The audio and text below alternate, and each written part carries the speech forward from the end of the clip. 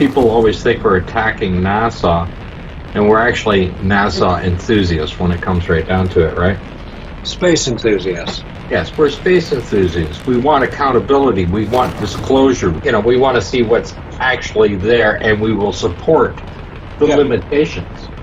We will accept the limitation. We'll support the limitations on what's capable of doing. We don't need to keep researching in and find out, oh, all we're looking at is CGI. If you can't do it, say so. You know, I was thinking about the amount of research that we actually have to do. We have to then decide the research we're doing, whether we're looking at factual information or futuristic type of dreams, right? When you're looking at all of the data. And the amount of time that we've spent, like you yourself, Marcus, you know, you say 30 years. Well, it isn't. It's your entire lifetime. Yeah, it is. Right? As a space enthusiast, you go back to the early 60s when Kennedy announced that they're going to go to the moon and back, right? Sparked your interest, and you're sitting watching all of the stuff. You're grabbing every piece of information that's being put out there for the media, and you're reading that stuff. You're an enthusiast. You've been that in your entire life. That all becomes part of your research. That's true, yeah. The compiled data. And I was thinking about that. It's not just, oh, I didn't just start this many years ago. I was a space enthusiast by the time probably I was 10 years old. You know, you're in the mid-60s there, and I was in high school when they launched all of this stuff. All of that information that you've acquired over those years is part of the collective research that you've actually done. That's a good point. Very good point. So people don't need to look at us and say, we just look at it. That comment that Graham Hancock made, he said, you can't let yourself get in the way. When he's writing a book after he compiles all the data, he said, you can't let yourself get in the way. When we see people commenting about us, that is them getting in the way of themselves when they're commenting, right?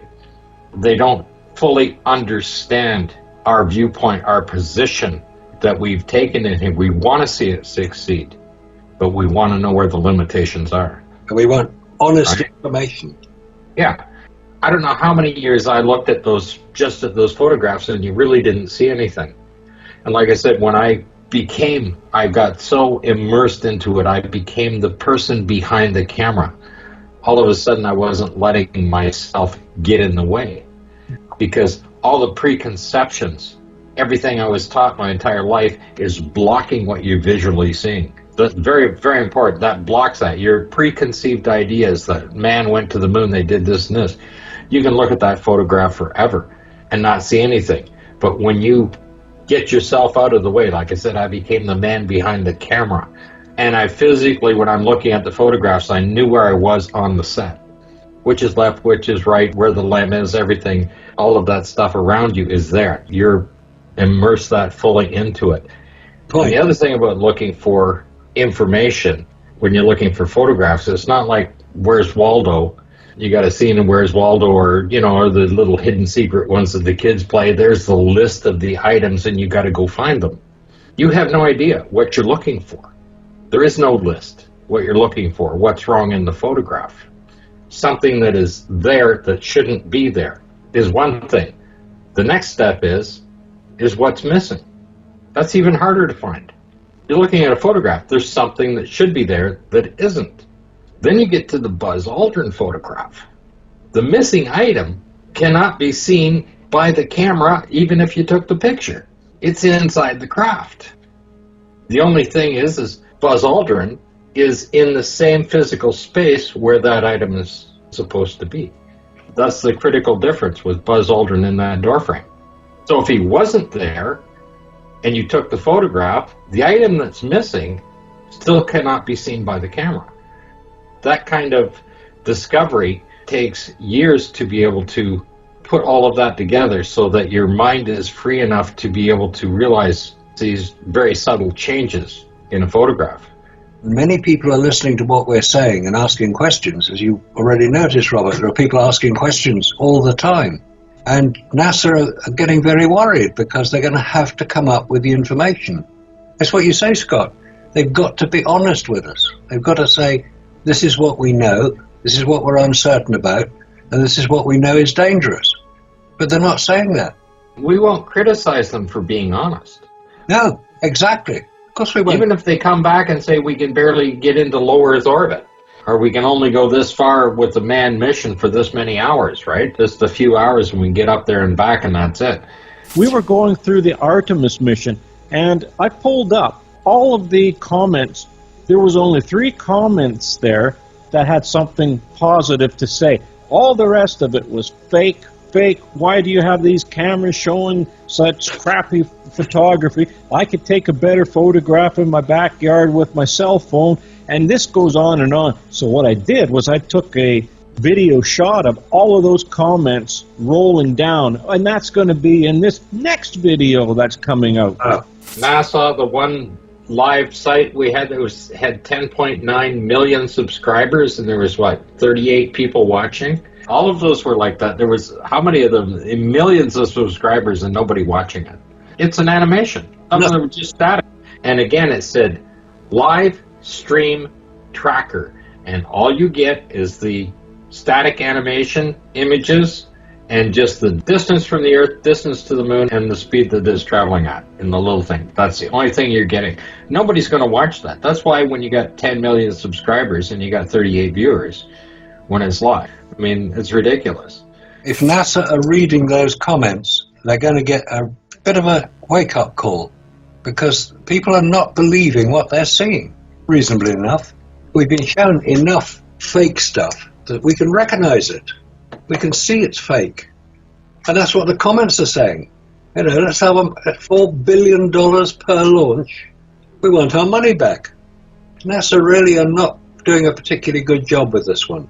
Their PR machine is failing. The PR machine at the time of Apollo was very effective. It did its job. With Artemis, which is just as important to NASA, maybe even more so, they're not working. It's not working at all. Do you think today's employees at NASA, because they are so far disconnected, like you've got many generations in between from Apollo on, and they've grown up, they're in their 20s or 30s, whatever, they've grown up with computer technologies and everything else.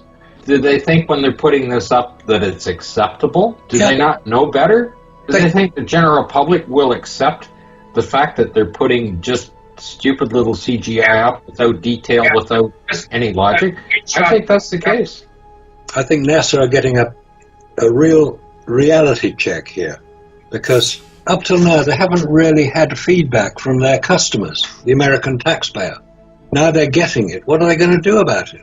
You could show me Atari Lunar Lander game footage, much more believable. But you look at all of these comments here, right? They're all negative, like really bad. It's bad. I think NASA are getting a real reality check on this one. They've got to do something more than what they're doing. If they can't do what they say they're doing, they're just going to have to come clean. I mean, they will eventually, they'll just lose their funding, because don't forget, if they can't please the American people in what they're doing, if this is the comments from them, the people will not wish to pay taxes towards this kind of stuff. Yeah, exactly. They simply don't want it. And seeing as it's Congress that determines the budget that NASA can use, if the constituents are starting to push back against their congressman, there's going to be a negative approach to NASA. Funding will be cut, and they'll all get overexcited. But the NASA PR department, the NASA publicity machine, has not cranked into action. They're not responding or creating the story that they want us to watch. I think the biggest thing right after the launch, the first comment I heard from NASA, they were talking about the damage to the launch tower itself and everything else. And it's, oh, don't worry, you know, the gateway stuff and everything else to get everything out there can be done by Elon Musk. Well, they haven't built the gateway yet. No, they haven't built it yet. Actually, on their website, they have images of them inside packing all of the equipment inside of it. They're packing all the consumables inside the machine ready to launch. Yeah, that's called animation. Yeah, and they're going to turn that over now to Musk because they have a damaged launch tower and they wouldn't be able to rebuild that thing in time to launch anything. It just doesn't make sense. Musk, his equipment is different. Yeah, it is. It's much simpler. Much more straightforward. But they just can't modify a piece of equipment to attach it to launch. Completely different setup. If we weren't so conspiratorially minded, we would say that that was deliberate, so they didn't have to do another launch, because they wrecked their launch tower. How convenient is that? So they built all the rockets, they've got more SLS rockets built, ready for EM mission, Exploration Mission 2, which is the orbit of the moon with astronauts on board. Then EM3, which is the landing on the moon. They've got all those rockets built, all ready, all scheduled. You can see it on the NASA website. They know when they're going to launch them, so they say. But if they haven't got a launch tower, that's all not going to happen. And that launch tower is a complete mess, designed by 3 companies that didn't communicate with each other. Don't forget that includes the transporter from their building out, because that thing is actually sitting on that transporter. It gets damaged. It's crazy. It is crazy. The whole thing is crazy. It's almost like they set themselves up to fail, not to succeed. It's very sad, because as enthusiasts of space travel, human space travel, or space travel generally, to see the incompetence being displayed by NASA right now, it's dispiriting. No wonder people are getting angry about it and posting adverse comments. That goes back to the standard liftoff that they have using basically the shuttle engines there and the solid rocket boosters. And you see how fast that thing actually launched that. Where is the capability to lift weight that they were claiming? Because that thing is nowhere near it. It was lifting maybe 20% what they claimed that there was going to have, because all it had was a fuel tank and Orion sitting on top of that thing. Nowhere near the capability. And you see it come off on their first stage when the solid boosters come off there. They're nowhere at near speed compared to what it could be at speed. That's the speed it should be doing if it was fully loaded. They were actually slower than the Saturn V rocket was. Like, they were at 42 miles total for height and downrange total when the solid rocket boosters came off. And then, of course, all they have left is that fuel tank and 3 little engines. 3 on the space shuttle. All these left over after they had built the space shuttle, they had spare engines, so they stuck them on the SLS. So what we're looking at here is space shuttle technology enlarged to about 20%. So it's 40-year-old technology we're watching here. It's not new stuff. What they launched there with those things, now you compare that, those engines don't have anywhere near the thrust. They're running at 200,000 pounds on each one of those. And you take a look at Musk, and he's got 500,000 pound engines, and he's got 32 of them under there. Yes, he's got a lot. It's going to be fun making sure they all fire together. Yeah, but he's using methane, getting more thrust, and he's got 5 times more engines, and he's not lifting any more weight. Where does that put the SLS? You just can't go with the solid boosters and say they took all the thrust and then have these little Roman candles pissing out the back once you're up so far, because you're not going to make it to orbit. And then you've got to get from orbit up to escape velocity. But I think something is going on here. I mean, they definitely sent something up there, and there is something around the moon, and I still think it's real. But what they're doing is they're putting in these fake slides along with it so that you can't tell what is real. And they did the same thing with Apollo. So the real question is, why? Why are they doing it? I mean, they've got the moon wrong. It's completely backwards in that one shot. Yes, it is. That machine didn't have enough fuel to do a translunar injection. You fire it once and you coast the rest of the way. If it takes 6 days, they weren't going fast enough, they'd be pulled back. That's the problem there. If that speed indicator on the tracking film showing the velocity of 1,600 plus miles per hour, that isn't going fast enough, because Apollo approached the same point going over 2,000 miles an hour. And that was captured by the moon's gravity and sped up to 6,000. The orbit is calculated at 60 miles at 6,000 miles an hour. Artemis is out there at 1,600 miles an hour in some kind of an elliptical orbit. The moon's going to grab it and pull it down. But that tells you everything that we've been seeing with Apollo is completely wrong. I mean, they're right back to the radiation problem again. And this is another thing that people are mentioning in the comment section. Why are they putting all this effort and equipment on there to measure radiation, cosmic radiation, whatever radiation they're picking up? And this was supposed to be done and dusted 55 years ago. It's done. They have all of the equipment. They have all the data. They've analyzed it. Why go through this all over from scratch again? Because that's what they're doing.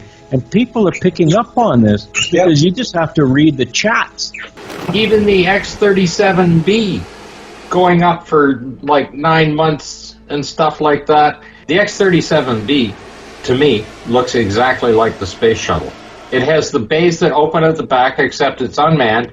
They're putting it up into low Earth orbit, and apparently they're putting electronics on board in that bay, and they are measuring the damage of vacuum and radiation on that equipment in there, and then of course it's coming back to Earth so they can examine it, which means they don't have any diagnostic tools on board. They physically need it to come back to be able to examine the damage on the stuff.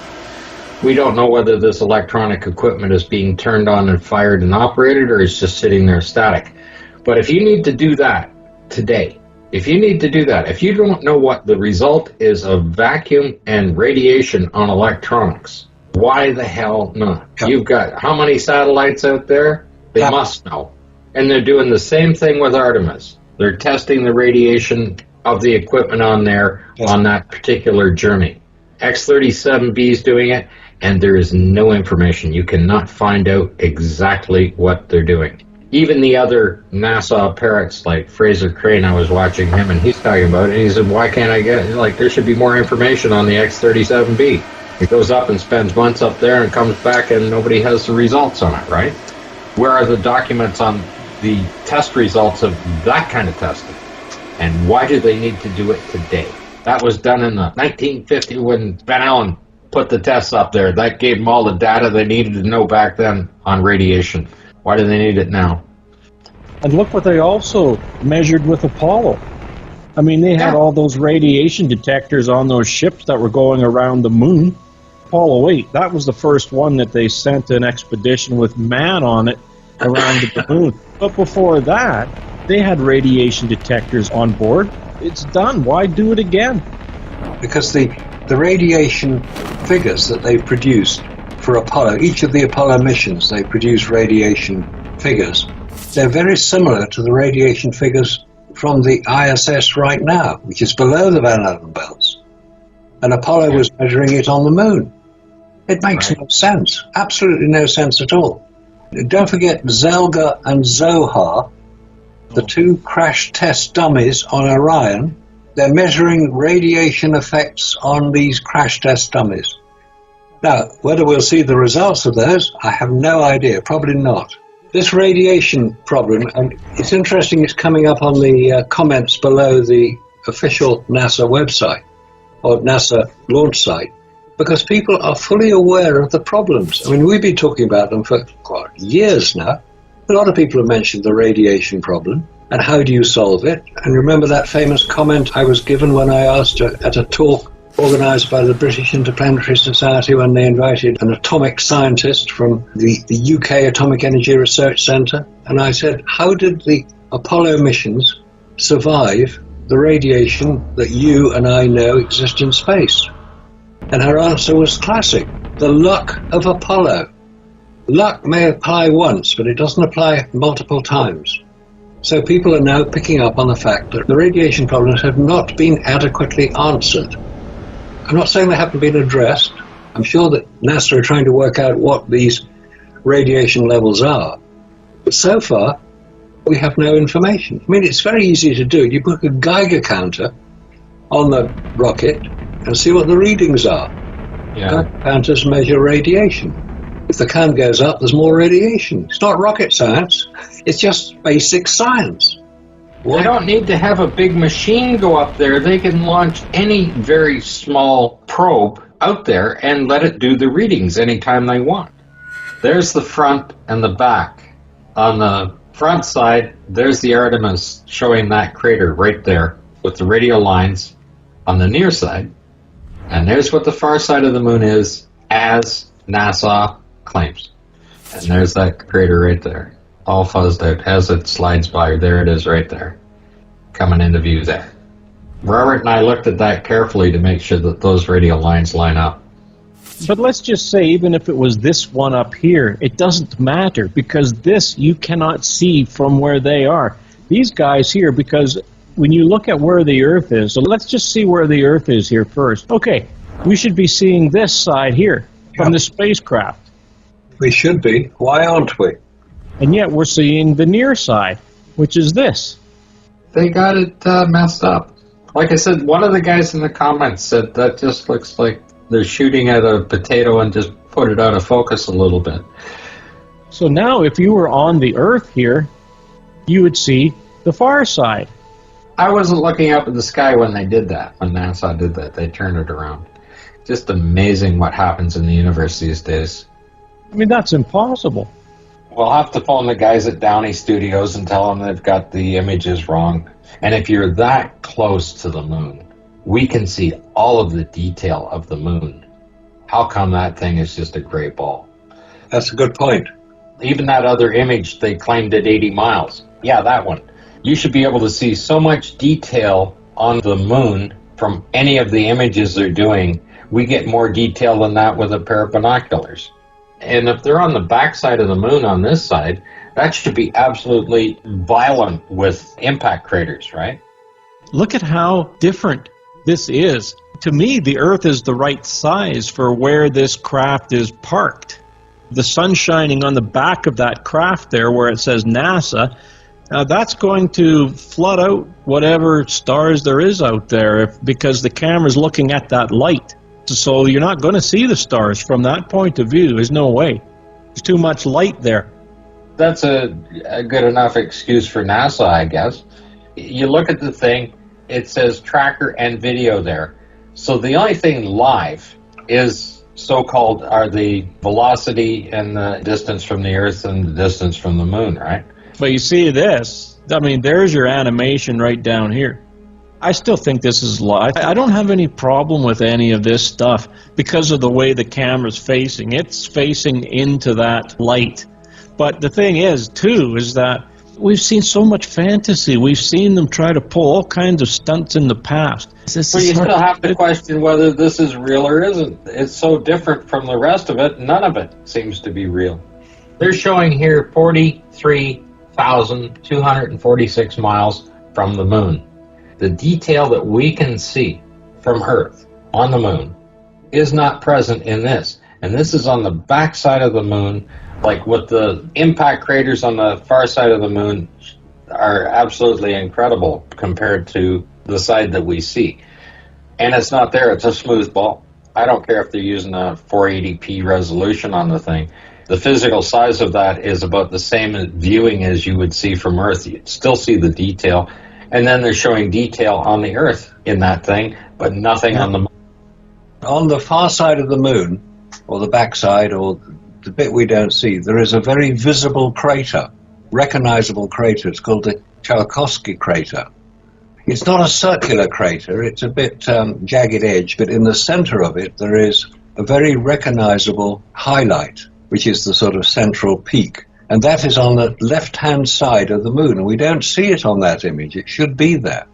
And it's big enough and recognizable enough to appear on virtually every photograph of the far side of the moon. So why aren't we seeing it? Because it's an animation and they forgot to put it in.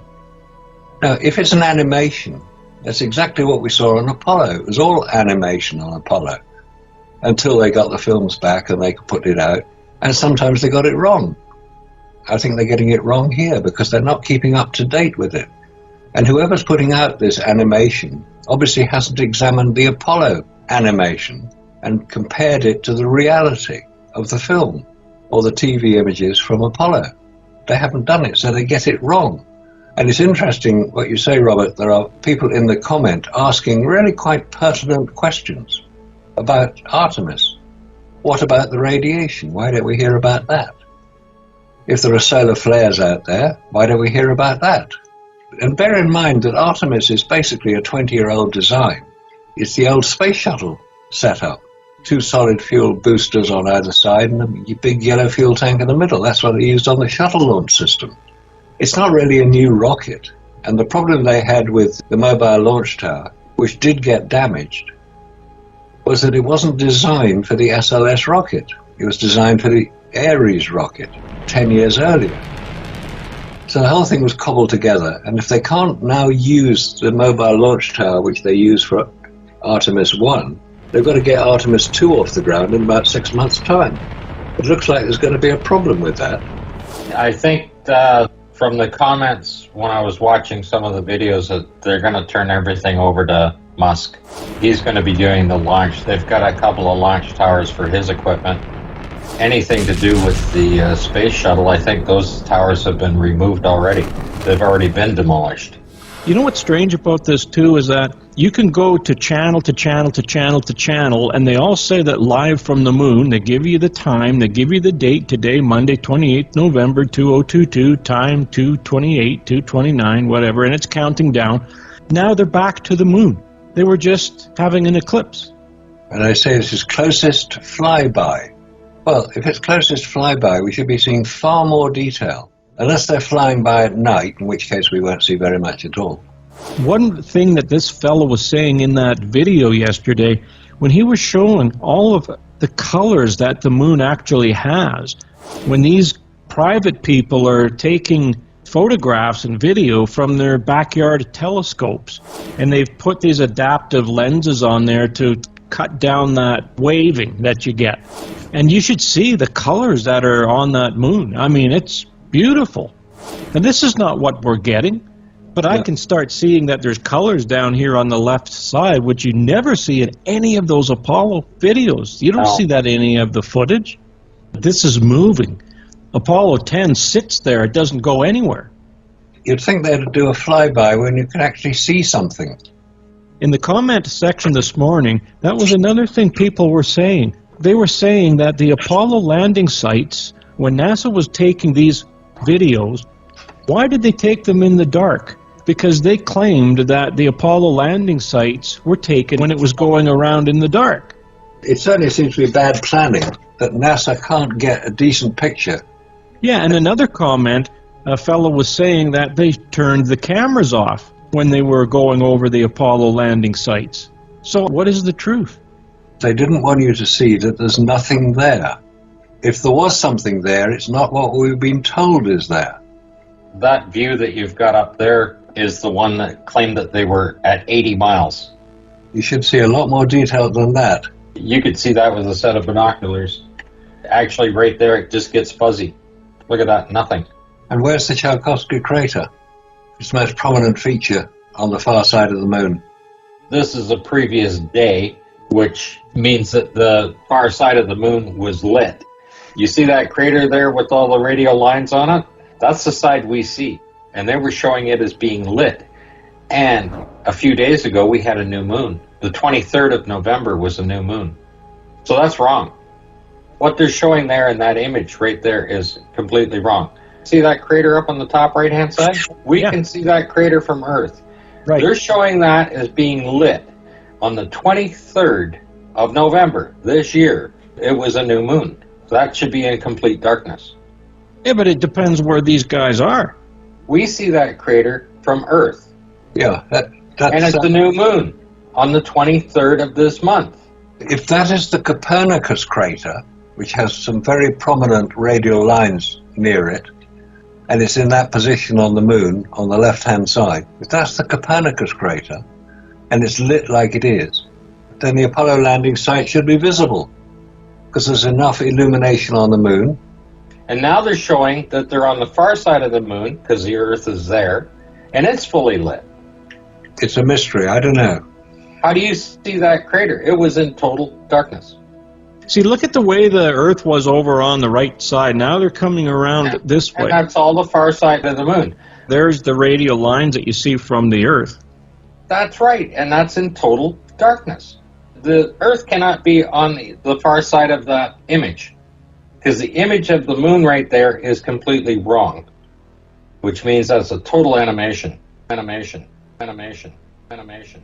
Animation.